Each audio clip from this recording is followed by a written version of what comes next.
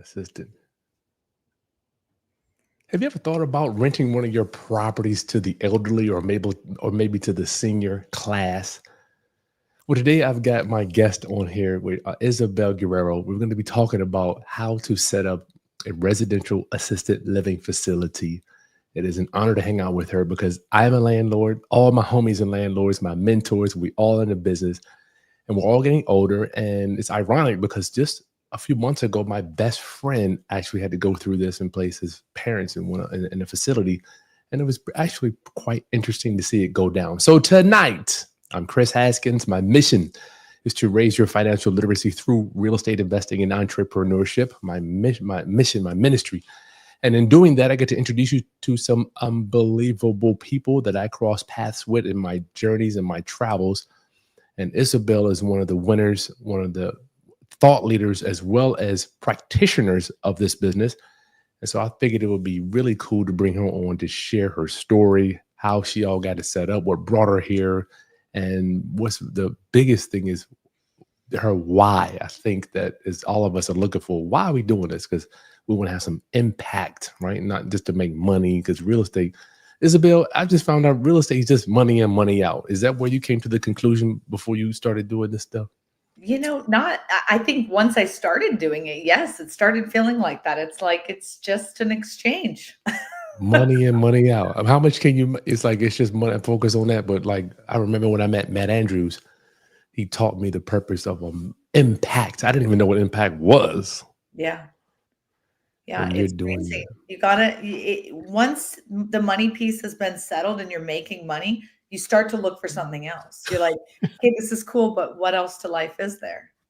It's something, isn't it? If somebody would told me that 20 years ago, I would have been like, "You crazy? I just need to make as much money as I need to, and just call it a day." But now I'm learning there's more to it than money. Isabel, I don't want to make sure I say it, Guarino. Yeah, you Thanks for got it. coming on.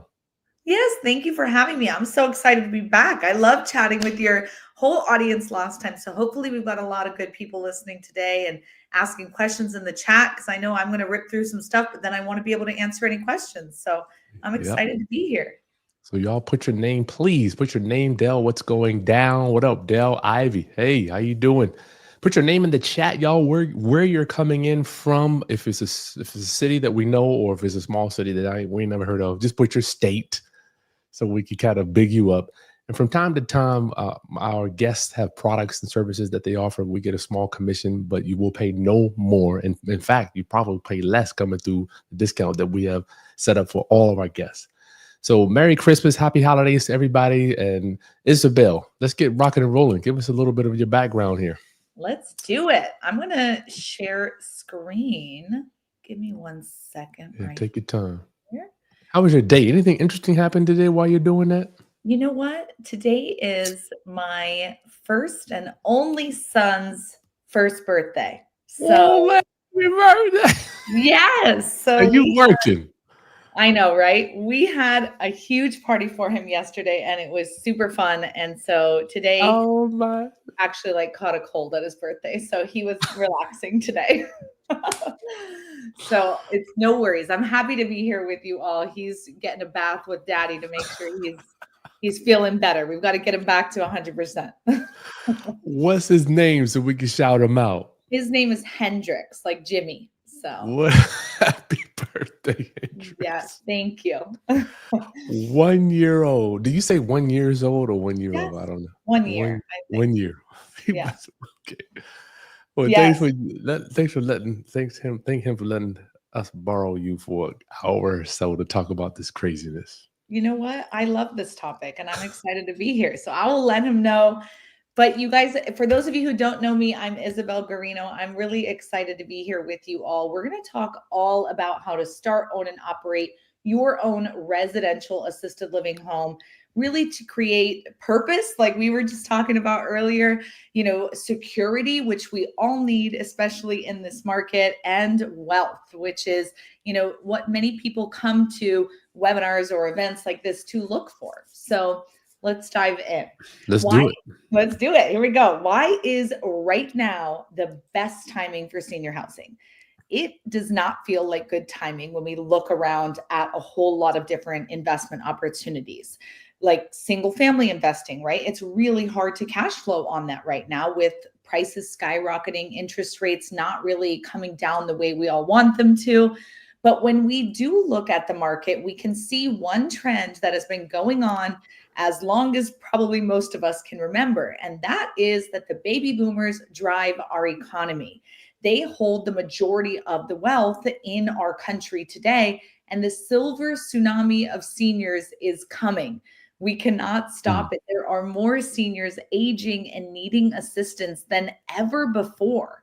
The world looked really different in 1960 than what it's projected to look like in 2060. That 85 plus demographic is the fastest growing demographic on planet Earth today.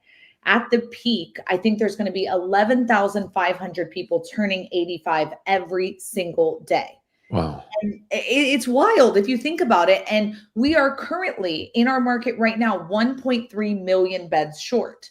So if Mm. you want to bet on something that has massive demand and not enough supply, this is that industry. What we teach is residential assisted living. So we always say it's disrupting the senior housing industry. It's not the big, large commercial facility we've all driven by and said, kids, don't you ever put me in there, right? Like that's not Hmm. what we're talking about. This is kind of like what Uber did to taxi or what Airbnbs did to hotels. This is like the new wave of what assisted living can be and what it looks like. Currently, the silent generation lives in assisted living.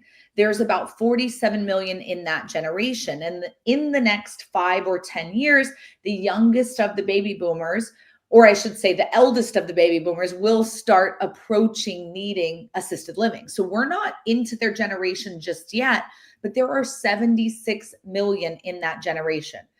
And if you guys recall what I just said, we're 1.3 million beds short.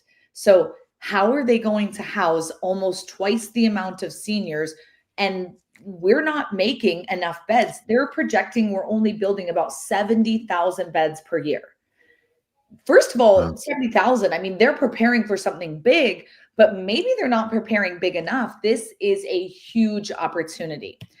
But when we talk about what's going to change this next year, like looking ahead to 2025, we can drive ourselves crazy, right? With artificial intelligence and AI and the metaverse and all this stuff. But I like to focus on what's not going to change. And Mm. there's something I know for sure, and that's senior aging and needing care. It's never going to go away. I always joke with people like, hey, raise your hand if you're getting older or know someone who is, because it's true. We can't help but age, even though we try not to. And when you age, it's not like, hey, mom, I can't put you in assisted living. I just lost my job. Or, hey, dad, sorry, you don't need the support. Interest rates are high. Too bad. Like, Mm. no, when they need it, and they need it now. And you're going to have to deal with it one way or another. But what's happening right now is that people are worried. They're worried about paying their bills. They're worried about inflation. They're worried about future opportunities. If this is what the world looks like right now, what happens for our kids? What type of opportunities and investments are they going to be able to have? They're going to have to make so much more money than we've made in our lifetimes just to afford normal things. Yep. And some people are worried about not making a difference or not leaving a mark in the world, like we were mentioning, having that impact. Others, and some of you here listening, you may be worried about your parents or your grandparents and who's going to take care of them when they need care and assistance. My family got into this situation because of exactly that. We got a phone call and my grandmother, she fell, she broke her hip. The doctor called and said she can't go home alone. She needs 24/7 care and help with her activities of daily living. Who's coming to pick her up? Wow. Yeah. It was like one of those moments where you're just like, Your what? whole world changed. Yeah, like Wow. what do you do? Are you going to quit your job and go take care of grandma full time? Are you going to, get in-home care where a caregiver comes to take care of her one-on-one in her own home, which is insanely expensive. I'll share those numbers with you in a moment. Mm. Or, are you going to put her into a home? as soon as you say it, you kind of feel icky. You're like, oh, I promised I wouldn't. I said I'd never.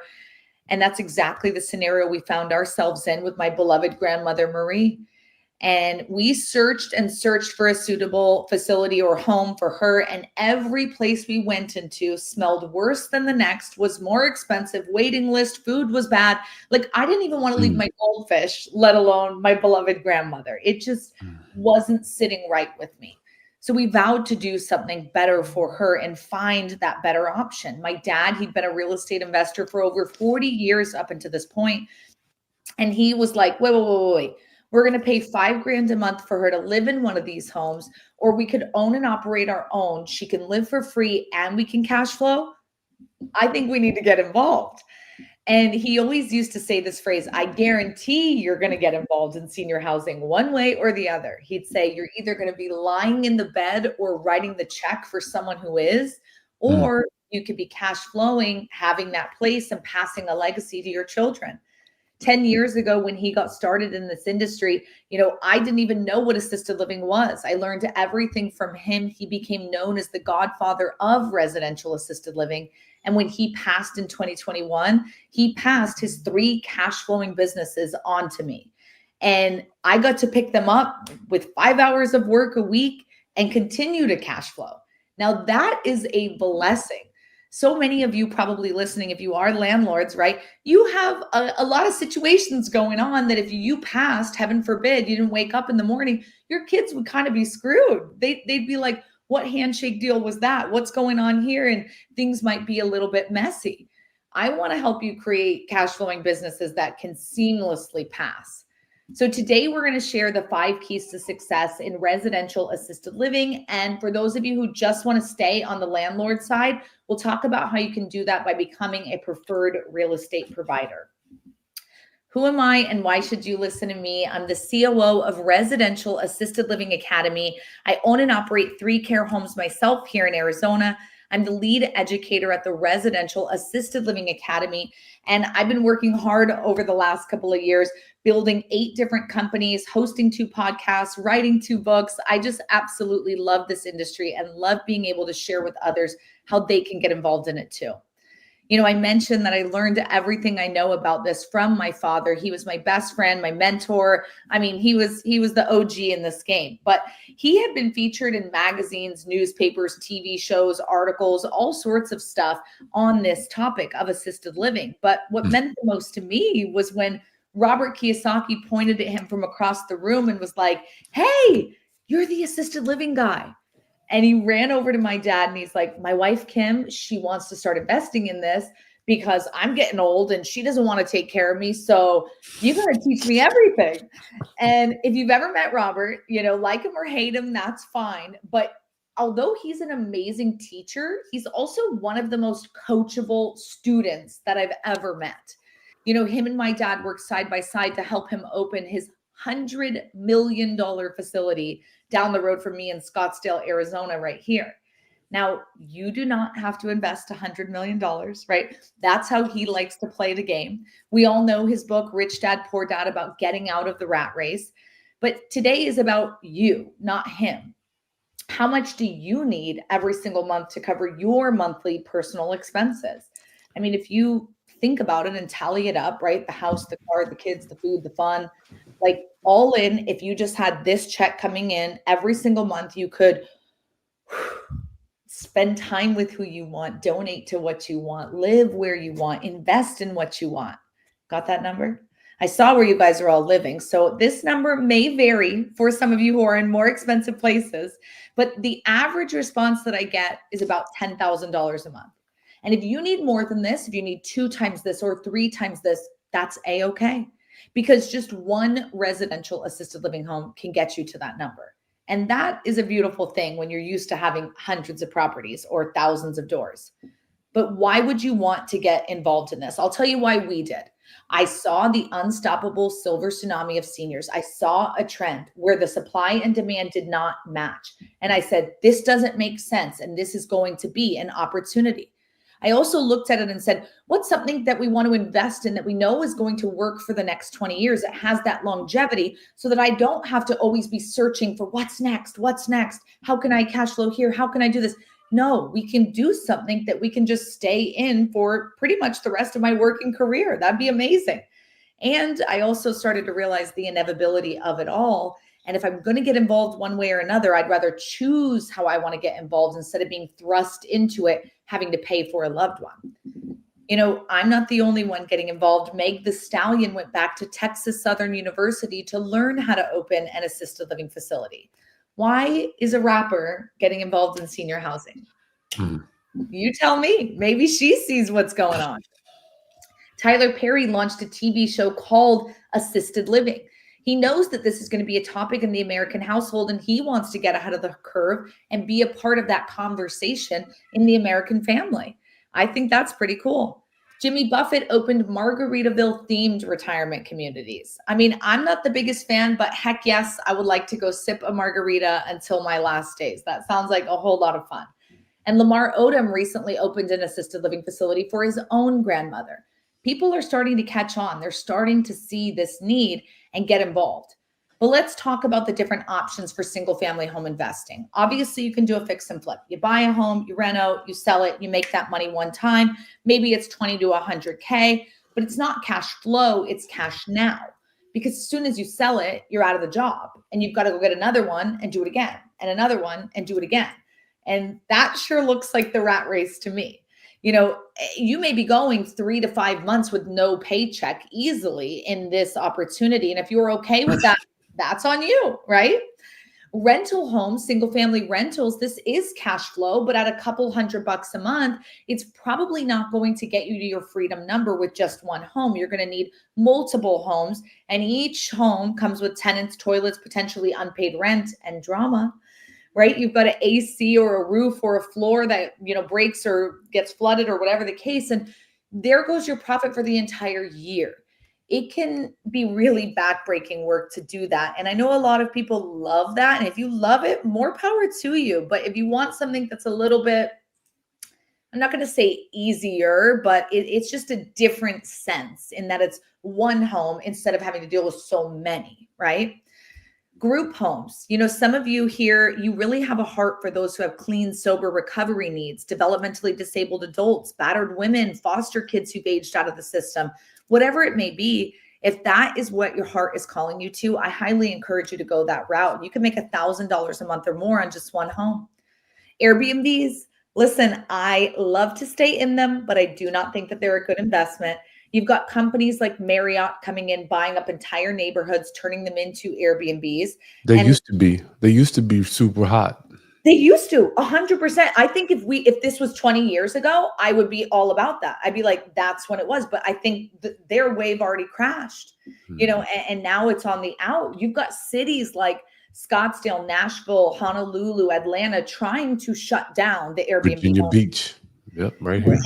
and not make them successful. They're making these rules that are crazy. That's just like, come on, So anyways, I think that passed. Now, this isn't single family, but you may be in this game. Maybe you do multifamily, a 20-unit multifamily, cash flowing decently. It is higher cash flow. You could be making $4,000 a month easily. But if you owned and operated an RAL for just 10 residents, you could be cash flowing $10,000 a month.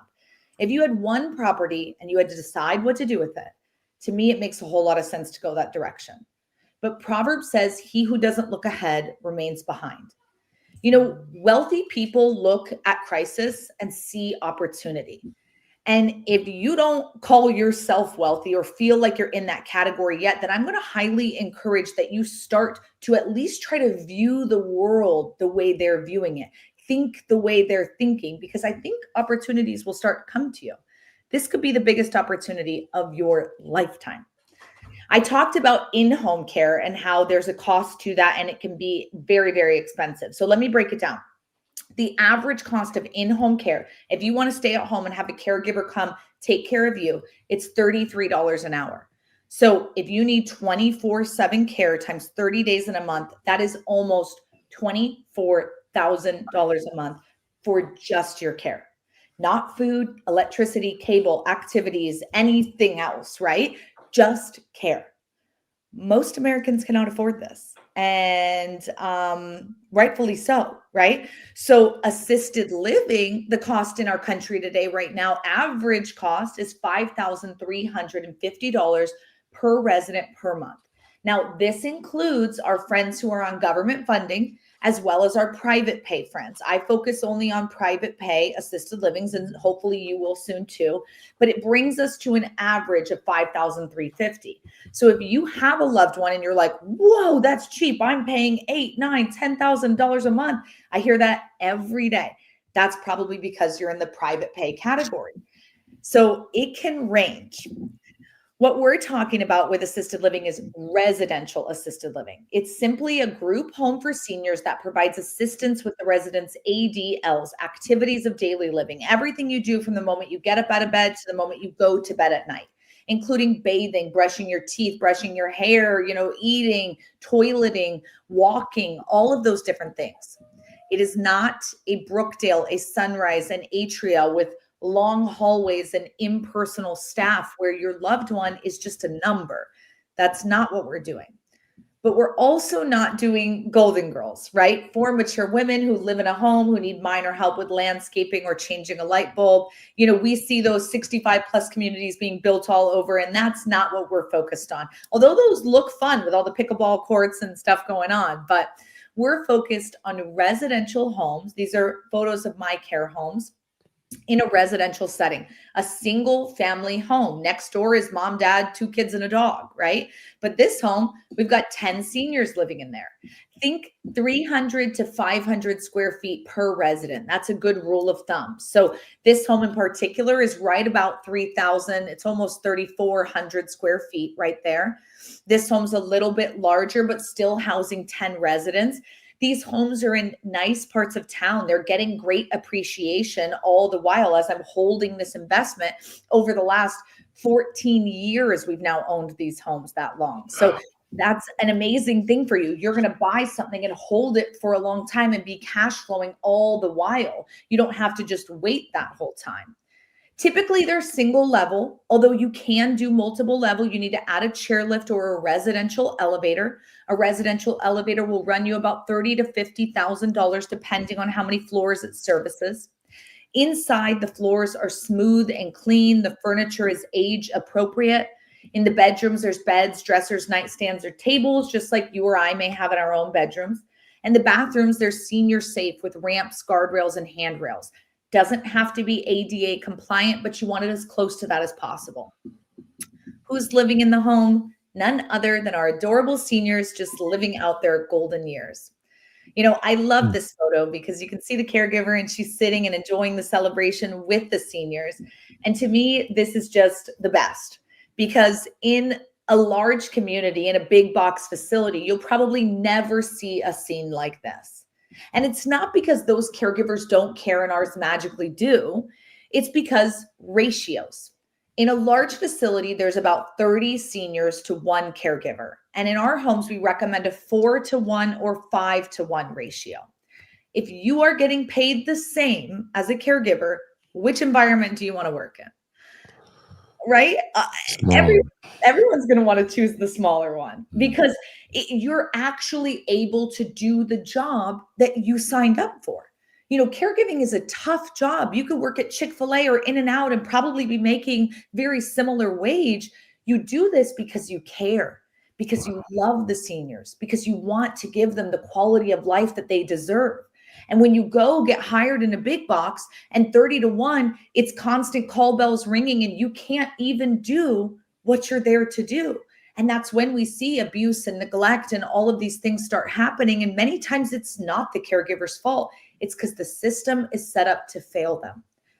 Our company motto is to do good and do well. And there is a very lucrative opportunity here with assisted living, but it's so much more than that. It's really genuinely about being able to give back to your community and have purpose and give amazing jobs to caregivers who so desperately need this too. For everyone who's a landlord here, which as Chris said, I'm pretty sure is most of you. So anybody ever received their rent check, for like $6,000 wrapped in a love letter from any of their tenants? I didn't think so. I thought I'd get a good laugh out of you there.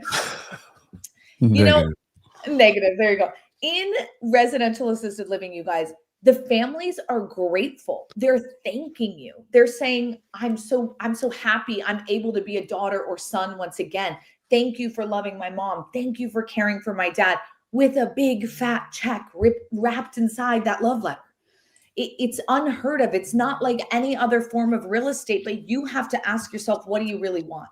Do you want to be proud of your investments and feel good about the work that you do? Do you want to have enough income to live the life you've always dreamed of? Do you want to be able to pass your kids appreciating assets and a legacy that can literally just go from one generation to the next and provide a solution for your own self or family? This could be that answer for you.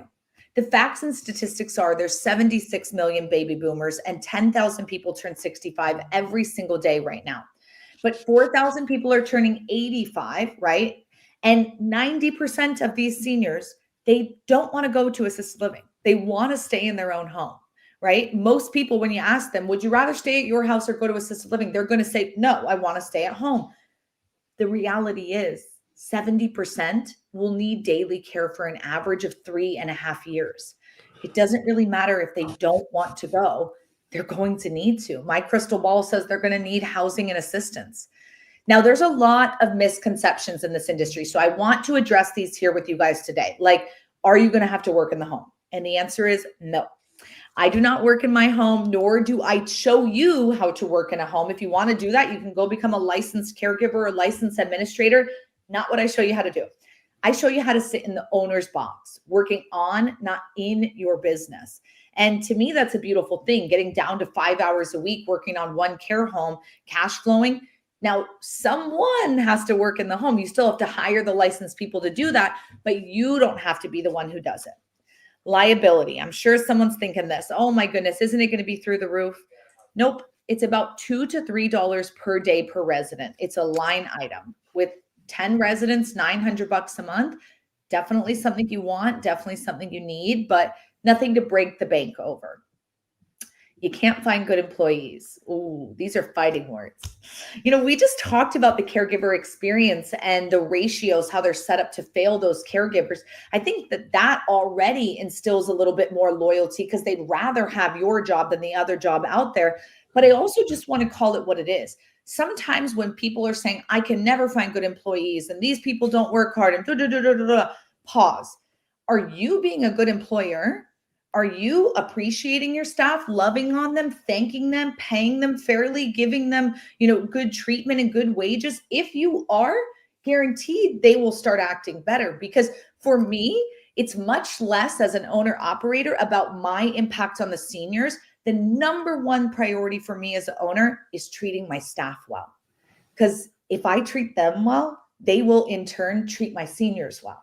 And so my focus can't be the same focus as theirs. My focus has to be them. They are my clients. So you can't find good employees. I beg to ask the question, are you a good employer? If that's often your issue. I mean, and that's true in any business, guys.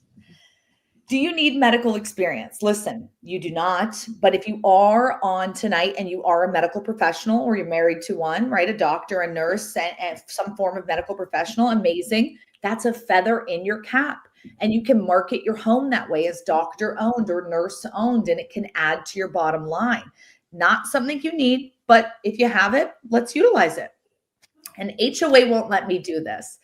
Just not true. That is false. Listen, we are protected federally by the Fair Housing Act. We're a protected class. And it's not, I know, right? It's cool. It's not because the seniors are old. It's not an age thing. It's a disability thing, right? They are considered disabled. If you need help with 3 to 5 ADLs, if you can't get up without assistance or, wipe your bum without assistance, you're considered disabled. So we're a protected class. So a state, a city, a county, an angry neighbor, or an HOA cannot tell you no. Wow. They're doing that to the Airbnbs now. Oh yeah. Oh yeah. They're just kicking them right out. And now those Airbnb owners, we're having so many Airbnb owners come to us saying, what do I do with this house? Can I do something with it? And it's like, I have been telling you. That's crazy. It's a really good one to know. Seniors can't afford this. This is a big one. And listen, some seniors will fall under that government, funding route. But the seniors we're focused on, they can afford this, and I'll show you exactly how they do. Let me Let's. reintroduce you real quick. We got Yeah. 95 people on here. Woo! Isabel, you setting it on fire. Listen, you guys, we got 95. Everybody hit that thumbs up right down below. This is show Isabel you appreciate her for taking time out of her kid's birthday to come training y'all here tonight. You know, she could be doing a million things, but thank you. She's here talking about setting up residential assisted living facilities, and she wants to show you exactly how she do it, how she does it. So hit that thumbs up down there, guys. All right, sorry about that, Isabel. Hit it. You're good. Interrupt me whenever you want. Okay. Listen, let's jump into the 3 smartest options for you to participate in RAL. The first one, and all my landlords, I'm pretty sure you are going to like this one. This is owning the real estate and leasing it to an operator. So we call this being a preferred real estate provider. Basically, you're going to get a home, fully renovate it for assisted living, add ramps, guardrails, handrails. If you need fire suppression, more bedrooms and bathrooms, whatever the case, right? You do the reno, and then you're going to lease it to someone who's going to operate the business in your home. They're usually signing a 3, 5, 8, 10. I even had someone get a 12-year contract on their assisted living.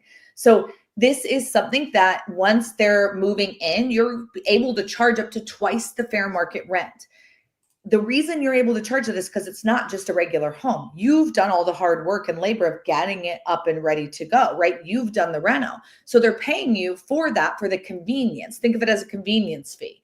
And they're a long-term low impact tenant because they're signing that longer lease. It's not a single family who you've got to find a new one every single year. And when I say low impact or little or no maintenance, right? There's no teenagers punching holes in the wall. There's no pit bulls being bred in the living room, motorcycles being dissected in the dining room. No. Worst thing that happens is little granny's rocking chair goes back and forth one too many times and you've got to patch up the sheetrock. Like there's not damage happening to these homes. So this is a great way for you to get involved just on the real estate side. The second way for you to get involved is doing that real estate portion, but also operating the business. This is what I do, where I'm spending that 5 hours a week. And this is what many of our students choose to do, because in this case scenario, you can cash flow the most and you can control the business in its entirety. The third way for you to get involved, if you've got deep pockets, you don't want to own the real estate, you don't want to operate the business, you could be a private lender or JV partner on one of these deals. Just lend to someone who's looking to do this opportunity and get your cash flow there. So how much money can you make? Well, first we've got to ask how much assisted living costs in your area, because everybody's coming from all over tonight. So you can go to this website, feel free to screenshot it, jot it down, whatever, genworth.com/cost of care. When you go there, you can type in the area where you live and it will pop up, how much the average cost is. Remember, it's including government funding as well as private pay. So it's just an average. The most expensive place in our country, of course, DC. They're printing money over there, $9,563 on average per person. We've got Hawaii, Maine, Vermont, Delaware, New Jersey, a lot of East Coast there. We've got Alaska, Massachusetts, New Hampshire, and then Maryland rounding us out at 6,900. Now in Massachusetts, right, Pittsfield average is 9,825. So yes, Mass as a state might be 7,120, but Pittsfield's way more than that. But then you go down to Boston and it's, a little bit less than that at 6,750, and Springfield even less than that. This does not mean if you love mom, you move her to Pittsfield, and if mom didn't love you, you move her to Springfield. No. Listen, if you live in Boston, mom or dad is probably coming to Boston because you are the adult child who's making those decisions on where they're going to go. I want us to break down the numbers, but first I want to ask, would you be more confident and secure knowing that you could pay your bills easily and stay in control financially if you had one home that was providing you $10,000 a month? I mean, would you be more comfortable knowing that you had a place for your loved ones, or would you be more fulfilled knowing that you can actually make a difference in this world and leave a mark? If this is ticking your boxes, stick with me because it's about to get juicy. We know that the average cost of care in the country is $5,350, but I'm rounding it up to $5,500 just for easy math. And then we're going to times it by 10 residents. Depending on where you live in the country, you're going to be allowed to have somewhere between 6 and 16 residents in a home. So 10 is right in the middle there for easy math. And so we'll break it down like that. That brings us in $55,000 a monthly gross income. Now, there are a lot of expenses in assisted living. And in our training, I break these down line by line and show you the high and the low of where they should be. But for the sake of me whipping through this today, I want us to focus on the two numbers at bottom, 25,000 versus 35,000. 25,000 is if you plan to be the candlestick maker, the cook, and the baker. You're going to live in the home, work in the home, do everything yourself. Not what we do and not what I show you how to do. I want to show you how to hire that licensed staff. So again, you can work on, not in the business. So let's use the higher expense right there and bake it in. Here we go. Debt service, in most parts of the country, it's going to cost a pretty penny these days. I put in $10,000 a month, but that's leaving you with $120,000 a year or $10K a month take home net for you. That's pretty good on one average RAL home.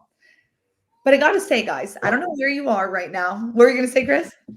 Nada. I'm listening. Oh, I'm okay. trying to be. I'm holding my questions to the end too. Y'all put your questions in the chat. Isabelle gonna answer the questions at the end. Go ahead. Yeah. I got to say, you guys, I don't think anyone on this call is average because I don't know where you are right now, but it might be 5, almost 5. It might be 6. It might be 7. It might be 8 where you are. And you know what an average person's doing right now? They're sitting watching Netflix. Yep. An average person, they're watching the game. An average not person, here. they're scrolling. They're not Okay. here. This isn't average people, duties, right? You are above average. You are investing in yourself. You're learning something right now. You're taking steps to better yourself. That's not what average people do. So I don't think you would open an average home, nor do I think you would want to put your loved one there. You'd probably want to do something nicer. Maybe $6,700 a month times those same 10 residents, bringing in $67,000 every single month. Take away that overhead. It's still the same because we still have 10 residents. It's a nicer home in a better part of town, a bigger lot, more bedrooms, bathrooms, whatever the case is. We bumped up debt service to $12,000 a month, leaving you with $20,000 a monthly net income or $240K a year on one home. That's pretty crazy. Wow, that is crazy. It is pretty crazy. I want to show you what it could look like if you live in a state where you can have 15 or 16 residents, like New Jersey, like Ohio, Alabama, Texas, Florida, Wisconsin, just to name a few. Okay, let's say you did a luxury 15 bed charging $8,000 a month times those 15 residents, bringing in $120,000 a year. Now, your overhead here is going to increase for 2 reasons. Number one, it's not 10 residents, it's 15. So we need to pay for more care, more food, more electricity, you name it. Also, it is luxury. So if they want lobster and cheesecake every night, they get it, right? Like whatever they want, they get. This is a luxury care home. We're not skimping on anything. Debt service is easily going to run you $20,000 a month, but this one home could be cash flowing you $40,000 every single month or $480K a year. You guys, I have students who are doing this right now in New Jersey and other parts of the country, right? And I have people in my life who I know who make $40,000 a year. People who make it a month, people who make it a year. You know what the difference is between them? It's just between their 2 ears. Wow. That is what limits you in life. It's your doubt. It's your self-thoughts. There is nothing stopping you from you being able to do this. In our training, we don't just show you how to do it once. We actually really encourage that you have a 3-pack, 3 homes within 20 to 40 minutes of each other so that you can share your resources. If you're going to do this, then why not really do it? 3 is kind of the way to go because you could have one manager who oversees all of them. It's not full time for them to oversee just one home. I want to whip through these 5 keys to success and then share with you guys an opportunity to take action. And then I'll stick around and answer any questions. So here we go. Let's dive into these right here. Number 1 right here is location. we cannot discredit or not talk about location when it comes to RAL, but really it's about density, demand, and demographics. This is not if you build it, they will come. You have to do your research. It has to be in the right demographics, not just any old home will work for this. You need to be in the area where the majority population is 50 to 70 years old, making 2 times the median income, homeowners, and college grads. This is not the senior. This is the adult child whose loved one is moving into your home. You want to Mm. be right next to them because they are the ones, just like Chris's friend, who's making the decision on where mom or dad goes. And here's the Mm. thing, they don't want to drive 45 minutes outside of town just because it's cheaper. Convenience is everything. They want the illusion that they're going to come visit every day. So they want it to be 5 minutes. They want it to be on their drive home from work or whatever the case is. Convenience is everything. And demographics is the guiding key. When we talk about the 5 levels, you do not want to do a care home in a yucky area. Okay. If you are scared to drive down the street, please do not do a care home there. If you lock, the door at the light, don't go there. If you're scared to go at night, please come on. Let's save Granny from that situation. But we also don't need to go to the most luxurious part of town, like where you also might be uncomfortable because it's manicured lawns and guard gated neighborhoods and staff who works at the home. We don't need to go that luxurious. We want to stay in the sweet spot. Financially, that looks like this. If the average cost of care is $5,350, anything below that is below average. The sweet spot right there. Now, I know level 5 looks nice. Ooh, 8 to 10K per person, sign me up.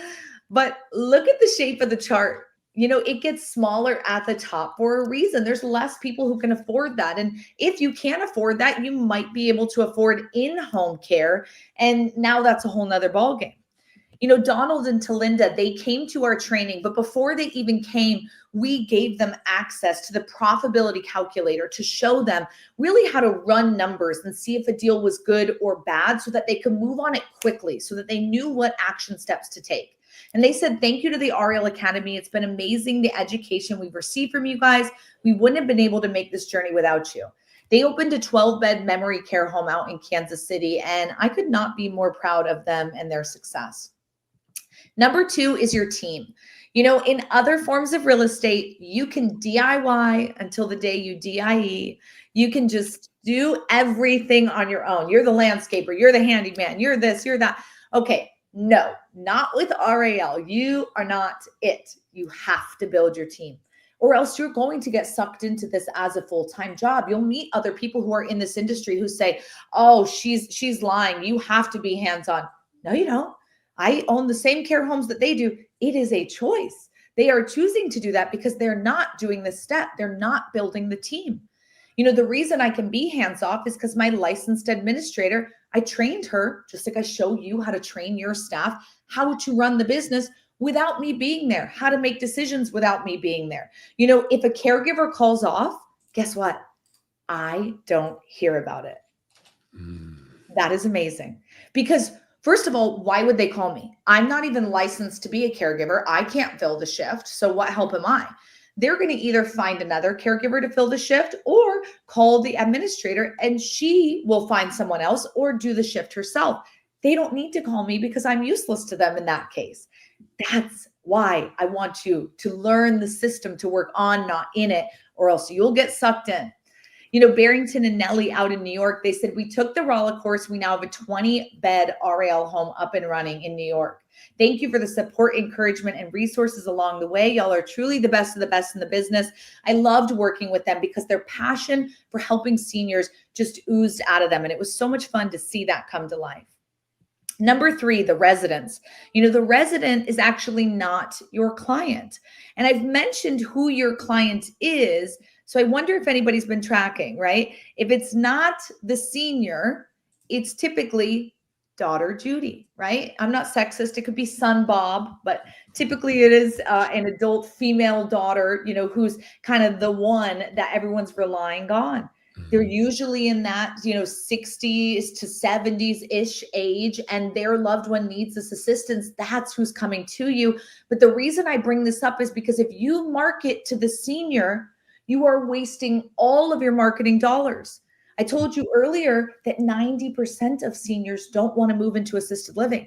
So 90% of your dollars are going to waste. But if you market to daughter Judy, who knows she needs this, knows her loved one's going to have to go, now you've hit your target market. That is your key to success. God.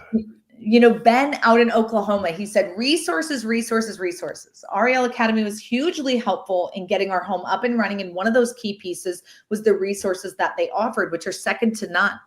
Ben, when he came to the training, I was like, hey, I think you're really going to need that extra handholding when it comes to hiring. So we actually created a brand new hiring guide so that if you've never had staff and you don't know what to do, you're like, oh my gosh, this sounds cool, but staff, how do I do this? That hiring guide can help you all along the way. So you know what questions to ask in the interview. You know what your job description should look like. And it's really just helping handhold you through that process so you don't have to have fear. When it comes to getting paid, I don't want you to focus on Medicaid. I want you to focus on private pay residents and maximize LTC insurance. So we said earlier, how do seniors pay for this? Some may pay with Medicare. Some may have subsidization from the VA. Others have long-term care insurance. About 10% of the population has this. But most seniors are using their cash, their savings, their IRA, their investments, or they're selling some of their physical homes and using that profit to pay for their care needs. My last category is a pretty popular one too. The adults who just say, I'm going to let my kids figure it out.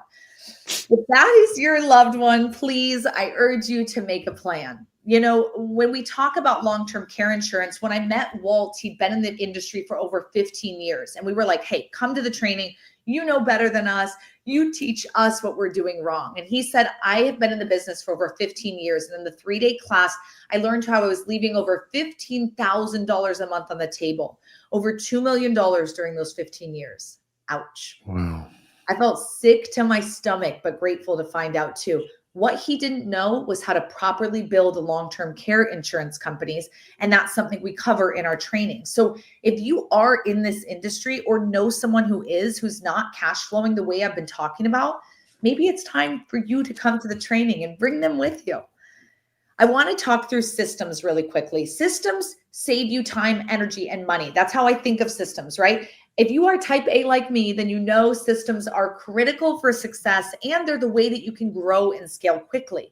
In RAL, we have to have systems around team building. How do we identify, train, and retain the best of the best staff? Because I don't want to have a revolving door of staff. That again brings me back into the business. No, we want to set it up and focus on them so that they're built and they're running like a little well-oiled machine. Real estate. This could be considered one of the easy parts. Many of you already know of how to locate and go through acquisition and renovation of a home. But what are those minor differences with RAL than other forms of real estate? It's good to have a system around that. Funding. Many of you may not want to use your own capital or you don't have the capital to get started. Rest assured, we show you the 7 ways to fund your RAL. Partners. We talked about how you can't go at this one alone. You're going to have to build your team. And part of that is partnering with other people in the community. Whether it's placement agents or geriatric doctors, you need to know who are your new besties and how to get in touch with them and what you're really communicating about with them. Last but not least is the operations. You need to have your systems in place around the documents or operations within the home, like your policies and procedures, your emergency plans, menus, and schedules. Carla Lee, when she came to the training, we gave her the roadmap to success. It really shows you step by step how to open your home. And so it helped her do this way quicker. She said, I took the course in February and I had a business in July. I spoke with many others in my area, and for them, it took years to get their doors open because they didn't have the support I had. She opened 9 homes in less than 3 years. And I think she was like 23 years old, like crazy. Oh, crazy. Absolutely amazing. Scott and Michelle, I love them. That number I showed you earlier of the $20,000 a month with the 10 residents, that is based on their home. That's how much they bring every month. It's actually almost 22. But they said, we credit REL Academy to our success every day. Could you do this on your own? Maybe, but why would you? Rala has everything you need to do this quicker, saving you time and energy. They're out in Metairie, Louisiana, right outside of New Orleans. I can go through success story after success story, but the real question is, will you be the next success story? At this point and always in your life, you have three choices. You can have your Men in Black moment where it's like, flash, forget everything we talked about. Keep doing you, keep headed down the path you're going. And when you need assisted living, you're probably going to be like, oh man, that lady with black hair, she totally knows, right? But you can just have your forgetful moment and just keep on going. That's fine. Some of you, you're like, I don't need you. I'm going to go to YouTube University. I'm going to figure this out on my own. And you'll probably figure a lot out. But when you give me a call, like so many do, and they're like, hey, I don't have residents. How do I find my staff? What do I do with this? And I'm like, did you come to the training? They're like, oh no, that was expensive. And I'm like, how long have you been open with no residents? That is costing them a whole lot more. Third, some of you are saying, hey, this sounds amazing, and I want to learn about those next steps to take. So I'm going to go through that, and then we'll answer any and all of your questions. Get your questions in, y'all. Get your questions in. I want to help answer them, so drop them in the chat. Today, we were able to cover the 5 keys to success, the 3 smartest options to participate in RAL, and how to become a preferred real estate provider. We also talked about how you can make $10,000, $20,000, even $40,000 a month on just one RAL home. And I hope this is getting exciting to you. Because we're chatting virtually today, I wanted to give you guys an option to learn from the comfort of your own home. So, you don't have to fly anywhere. You don't have to buy a hotel or anything like that. We're going to talk about our online home study course, which is an amazing course. And it really is your business accelerator. It's showing you how to do this A to Z, walking you through those next steps to take. There's 11 modules and 46 sections altogether. I refilm it every couple of years. So it is fresh. I just redid it this year. So everything is fresh there for you. In the first section, we go through RAL 101, really breaking down the blueprint, the opportunities, and everything that's to come, showing you charts and graphs so that you can understand this concept in its entirety. In the RAL opportunities section, we talk about how to be a private lender, a JV partner, how to scale your home, and how to operate the team and the business. The real estate section is super important, how to determine the best and worst properties, know and understand your local requirements, safety requirements, what do you need in bedrooms, bathrooms, kitchens, common areas, how do you remodel, how do you do an addition? I mean, we're breaking it all down, even how to do a ground up build. In the locations, location is everything. We're showing you the best and worst, where, why, and how to determine that rating system as well as the demographics in your area. The business system is really what sets us apart because there are other people who train on this and they show you how to live in the home and work in the home and not us. I'm going to walk you through the property, documents, licensing, staffing, independent contractors and employees, and then what is the appropriate timeline for any of the 4 methods you choose to get started. Funding is big. I do not want you to use your own capital to do this. So we're going to break down how to build a capital stack, how to reposition assets, the 5 types of lenders, and how to create your business plan. Cash flow is important. We go through those expenses and show you what people are seeing all around the country, as well as showing you case studies. And then purchasing an RAL. There's 30,000 of these homes that exist across the country. You may want to buy one that's already for sale. We'll break that down, how to recast the financials and expand the business.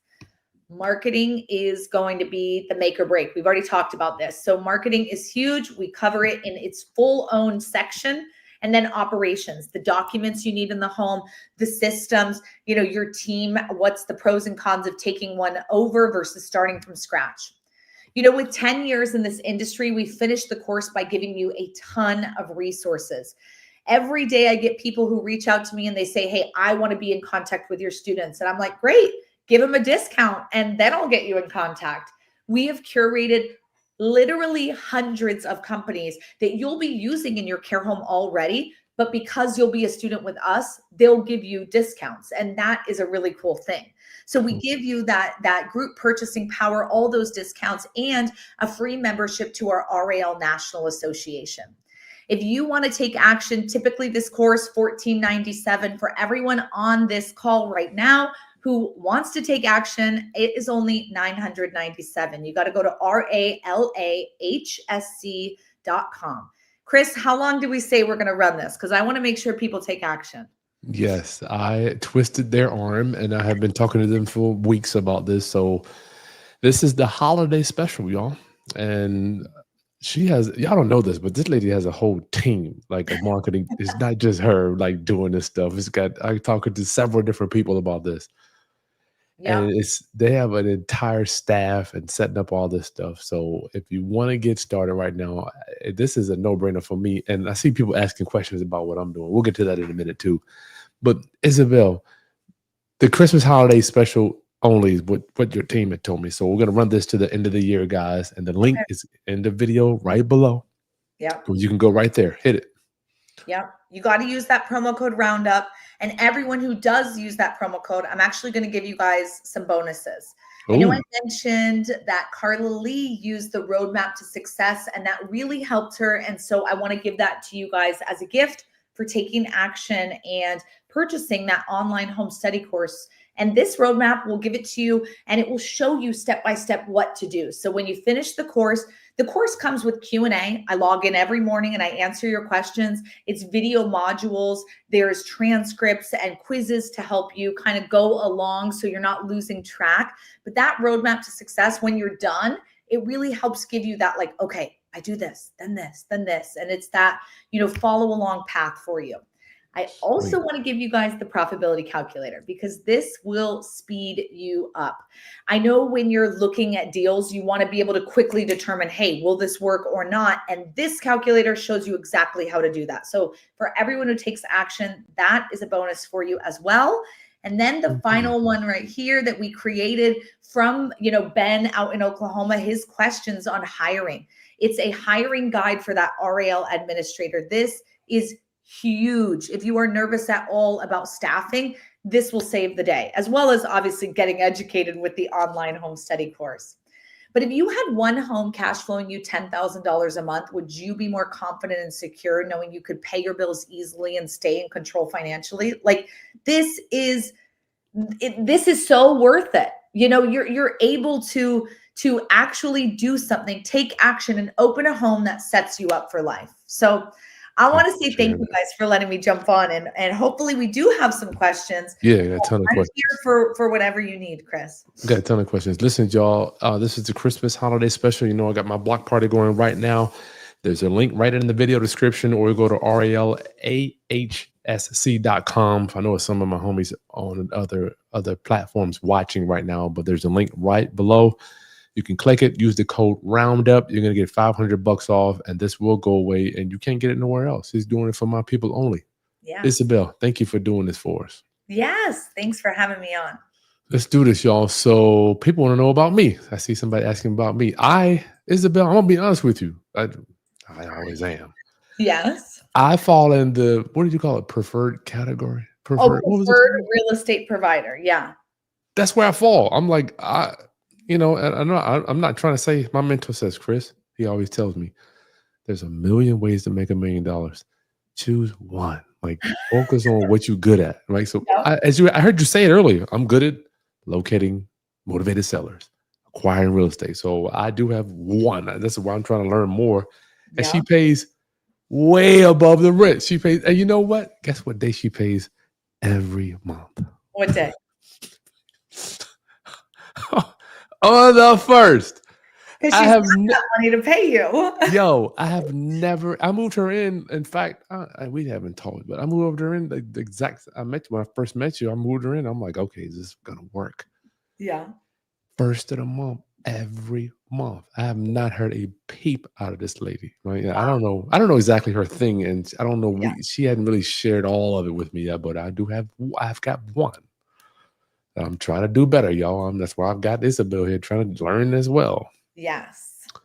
Pervert real estate. What is it called? Pervert real estate provider. Yeah. Yeah. That's where I fall in. I think where a lot of my Roundup family falls in too. They got real estate. They want to.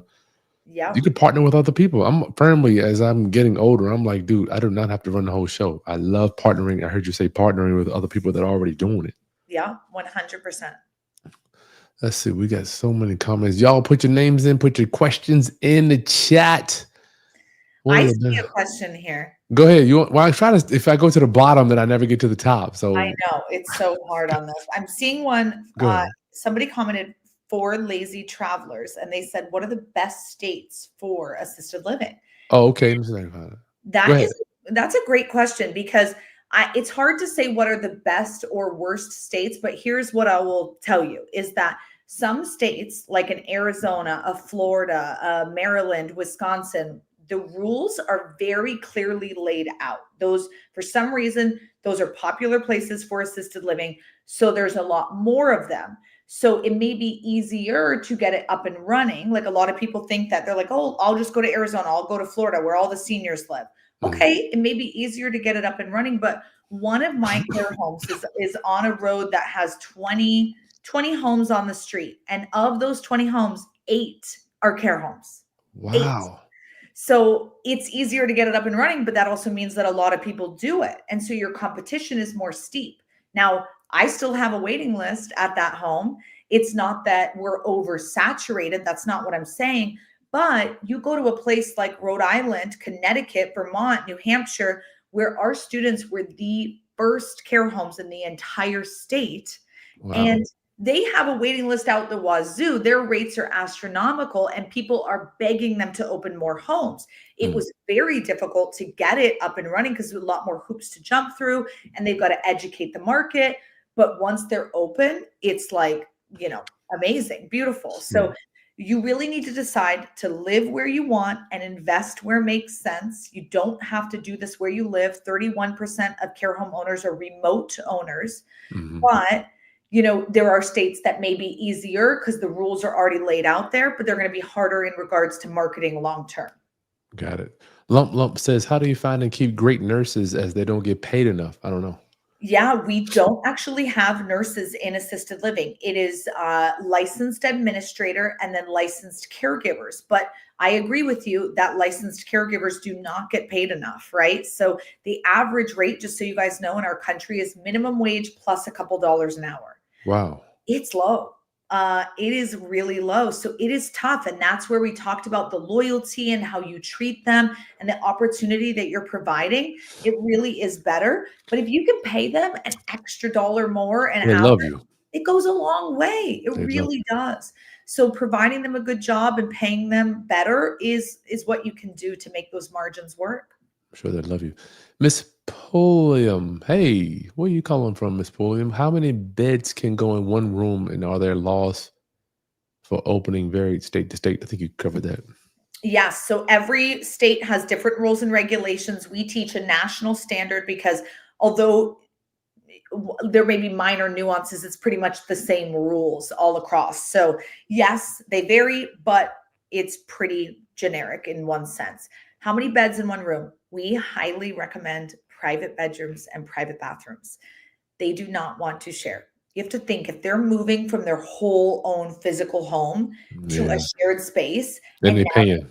and now you're asking them to share a bedroom. They don't want to, right? Like they want their own privacy, and so it is important to for them, but it is okay to have one or two shared options as a spend down option. So if someone moves in, they're paying $8,000 a month. After 2 years, the family says, hey, we're running out of money, we can't afford that. Hey, let's move you into the shared bedroom where you only pay 6,000 a month. That saves them. They get to stay in the same work and environment, and it could work. So don't do all shared bedrooms, but maybe one or two works well. That can be an option. It could be an option. Okay. I didn't know that. That's Yeah. cool. Darling, go ahead. Yeah. So on this The one, same bedroom, does thing. each one, we talked about that, bathroom. Yeah, so it is good if they can have their own bathroom, at least a half bath, or honestly a 3/4 bath. So no tub. The seniors don't need a tub anyways. But again, it's just they're thinking privacy. That's Mm. what daughter Judy thinks when she walks in. So the more that you can give her that, the better. D. D. Laurel, if you set up the senior living, can you give them community resources through Cure Rent? They have a guide to setting to help seniors with new housing. Possibly, I've never heard of Cure Rent. I'm gonna have to look into that. Um, I would have to look into it. I don't know. Mm. Stumped me. Al wants to know how he wants to get in touch with Yeah. the students in Massachusetts. Listen, Go we ahead. have students all over the country in all 50 states. So there's quite a few ways you can get in touch with them. Number one, we host a huge conference every year. This next year, 2025, is coming up in November. There's 600 plus care home owners and operators who come. So come to Wow. Oh, it's so much fun. It's like the conference for assisted living. So come to that event and meet them. It's not educational like the home study. It's like a convention. It's like a party. So vendors, speakers, sponsors, like Ed Milet was there last year. So Oh, wow. yeah, it's really cool. So that's a good way to meet other people as well as joining Facebook groups for your area. So if you're in Yeah. Mass, then I would just look for Facebook groups. Good question. Eric Wilder wants to know how do the facilities handle doctor visits? Love that question, Eric. So, actually, what happens is most of the time when they do their resident intake, they'll ask, who's your primary care physician? They'll find out who it is and see if the family wants to change to a doctor who comes to do in home visits. Because getting a senior out of bed, into the car, parking, walking 200 yards, up the elevator, into it's a lot. It is a lot for them. And oftentimes, when the families do come and take them out, for a doctor's visit or for dinner or for anything, it can decline them very quickly. So the families start to realize that, and then they'll change primary care physicians to an in-home doctor. That doctor typically comes by, services all the seniors, and makes their notes on them, and goes to the next care home. And that's like what they do. They just kind of hop from care home to care home. Good question. Brian Pete, people are not complicated. If I was trying to sell and train to I You thought that was know, a question. I'm sorry. good luck. Yeah, so making it sound hard. You're making this. All right, United Funding Corp. Why does the debt service so high on that 3,000 square foot 6 bedroom? I guess is the example that you had. I think, or was that a bigger unit you were? The debt service, and he's saying the numbers I showed debt service was like 20,000, 12,000, and Yeah, 10,000. yeah. So the debt service is high because these are large luxury homes. If you're thinking private bedrooms, private bath, it's going to be Oh, in and each the each town. bedroom, No, each. I'm he's asking. So you're saying the house has each bedroom has a bathroom? oh, if you can, yeah. Go If you ahead. can. So yeah, so debt, I mean, it's a really nice property. It's going to be $1 to $3 million easily, Got in it. most markets. Like Okay. obviously 1 million in California is like a 2-1, right? It's a hole in the wall. And 1 million in Kansas is the best house you've ever seen. So I don't Mhm. know. It's all over the place. But they are expensive homes that you are getting into. So the debt service is high, the mortgage is high. And don't forget, y'all, subject to, you can still, we had one coming in today, $500,000, subject to, take over the payments. That's one of the ways we buy them. Love that. You shaking your head. You into subject to? You Listen, know I'm about good this friends stuff, with Isabel? Pace. Pace is here around the corner from me in Phoenix. So we're good friends. Okay, cool. So you know the deal.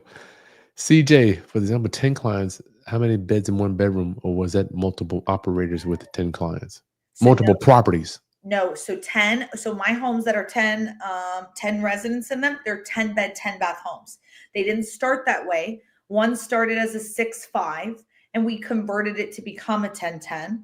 The other one, it was technically a 6-4, but it was bedrooms plus 9. So it had some offices, some dens, some other rooms that we turned into bedrooms. And so we didn't have to do as much reno on that. And actually, Got that it. one's now an 11-9 because we have an extra bedroom that we use Wow. technically for an office. So Good that gracious. that one is only 6,500 square feet. So it's not like it's massive, but it's not like massive, massive. So each senior having their own bedroom, it does go a long way. Listen, y'all, we're going to keep going with the Q&A, but don't forget, right down below, this is the holiday special, Christmas special for my friends that are coming on here right now, starting right now. The link right below, use code ROUNDUP to get the discount. It will go away. It's only for the holiday. Invest in yourself. Make 2025 your best year. I know it's working already. Working for us. United Funding Court. In Virginia, you can have 4 unrelated occupants. What was the federal law you mentioned that you can work around that? So in Virginia, this isn't technically for unrelated occupants. What this is you're getting it licensed as a whatever it's called in Virginia. So there's 22 different names for assisted living across the country. Look Some at that. people call it RAL, but in some states it's called personal care home. California, Mm. it's called RCFE. In Tennessee, it's called Home for the Aged, like not aged, aged. So I don't know what it's called in Virginia, but when you find the exact title, you're getting it licensed for that. So it that for unrelated rule, because every city and state has a rule about unrelated. This is different because it's a licensed home for this purpose. So Sweet. you'll get the license. And the federal law was the Federal Fair Housing Act. Sweet. Hester Housing, we have an opportunity to build, but but it is in the area that is being regentrified. Would you put an REL in that type of neighborhood too? Why or why not? I would do the demographic research. And if the majority population, if it looks like it's starting to head towards 50 to 70, upper middle class, making 2 times the median income, home owners, college grads, if it's heading that way, maybe. But if it's not, demographics are your key to success. So don't, because if it's in the wrong area, you will not get the residents that you need. Got it. Yeah. Isabel, I know we had you for an hour and 15 minutes. How you looking on time? I know you got that baby and all this stuff. I'm good. The nanny's here. I'm good. Oh, okay, cool. Thank you so much. Y'all give her a thumbs up. Y'all smash that thumbs up for Isabel coming on here tonight. Yeah. Oh, I'm happy to be here. HC, is the program membership good for a lifetime or yearly? Great question. So when you pay for access to the online home study course, you have unlimited lifetime access. You can go through, take it as many times as you want, review it as much as you need, take it with a business partner or spouse, which is a beautiful thing. And every time I re-record it fresh, like if we get new data and numbers are higher or lower or whatever, I go through and re-record the whole thing and send you access, let you know, hey, it's new, go check it out. So it's yours forever. Sweet. Thank you. Got it. Do you have any military veteran owners? If yes, is this something the VA would approve? I don't know, like, and if as Thank far you. as the VA approving like the home buying situation, I know you guys have like the best benefits that they give you. I don't know because you are having to buy it as an investment property, not as a home you live in. There may be a way to work around that where you're buying it as you live in, you live for a year and then you turn it into one. I don't say I said anything, Yeah. but there's weird rules, so you have to figure that out. But we do have people who are vets all the time who are our students who do this. And some of them even open homes for senior vets, which is so beautiful. The home is all Americana and just gorgeous. And I love that. It's such a big need. I find that vets really take care of other vets too. It's almost like they got that common denominator. Yes, that brotherhood, that sisterhood. I love it. Mhm. Al, can you convert commercial property as more of the properties are in default or vacant? That's true too. Yeah, you can do this commercially. We focus on residential, but we have students who come and they're from the multifamily space and they're like, hey, I have something larger and I want to do this. And we've had students who open 24 beds or 34 beds and it's a larger property. But I would still encourage you to keep the ratios low because the ratios are really what gives it that better feel and where you can feel better about charging as much as you are. If you're not going to Yeah. give good care, it gets tough. Care has to be number one. Thanks, Sean. Oh, who was that? Neil, thank you for saying that. That was rude earlier. Thank you for all my people. Y'all looking out for me. I'm Not the sorry. big I'm friends with Chris too, guys. I have lots of friends. I'm sorry. No, it was another comment. All right, Mandolin, what would I need if my first floor apartment is 1,400 square feet and 3 bedrooms, 1 bath? I don't know that that would be the right fit because if it is an apartment, then that's not falling in the demographics of homeowners, right? So we want to be where the majority population again is 50 to 70, upper middle class, making 2 times the median income, homeowners, college grads. So if it's an apartment, that's not typically people owning that. So it may not be the right space for it. Mm-hmm. All right, this is the last question, and we're out of here. Yeah. Guys, hit that thumbs up. Share this content before we leave. We're getting ready to conclude. Not yet. I'm just going to keep it on here to answer the last questions here, but the link is right below, y'all. Use the code Roundup to get the discount. It's for the holiday only. So take action now. Don't think about it. If you're anything like me, I spend a ton of money on training, more than I don't even want to admit. And I'm sure Isabel does too. Oh yeah. I try not to think about it. Isabel, before you get this stuff, I'm like, just charge it. I'll think about it later. Because if I, the more I Yeah. think about it, I don't do it. Yeah, I always say that successful people make decisions quickly, not rashly, but quickly, because when your head and your heart are aligned, it's actually easy to make decisions. When you don't know where you're going or what you want to do, that's when you get all Love it. confused and I don't chasing pennies. Like, no, when you know what you want to do and something's calling to you, it's easy to make decisions and you can make them quickly. I just, like, yo, just let me think about it, man. Just run it. I think, okay, cool. We'll make it work. We'll make Yeah. it work. Hester Housing. How many? Oh, the conference. Y'all Oh, know I'm gonna get y'all on that. Go ahead. the assisted living conference. I don't know how much tickets are, but you can go to assistedlivingconference.com. I think they're like 5.95, and then VIP might be like 14.95 or something. We're So gonna get check it that back out. on for that. We'll negotiate. Hester, I know you guys anyway, so Oh yeah, actually, Chris, let's don't buy it, Hester. Chris, I'll set you guys up with a promo code. We'll get whatever the cost is. We'll get it for this group for even cheaper. we'll hook you guys up. Yeah. Uh Somebody else says this was huge. I'll be at the conference. Woo! Eric. Awesome. Look forward to seeing you. Isabel, thank you. Merry Yeah. Christmas, happy holidays, all that good stuff.